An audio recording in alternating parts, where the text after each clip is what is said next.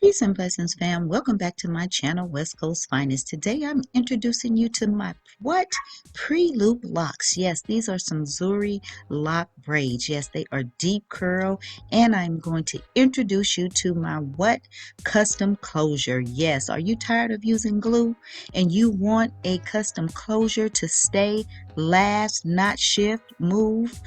Well, ladies, continue to keep watching. Yes, welcome to my channel, West Coast Finest. Please tap the bell so you do not miss any of my new videos.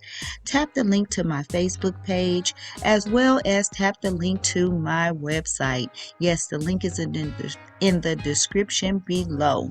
Yes, it's me, your girl T, dropping another video. And oh my gosh, look at these beautiful burgundy locks. Yes, these are the deep curl Zuri locks.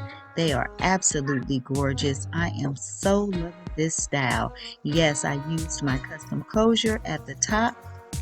Here it is, ladies, and I'm going to show you just how to install it. Again, this is my 4x4 lace closure, and I am using it to give me some coverage in the front where I can have baby hair and I do not have to use any glue.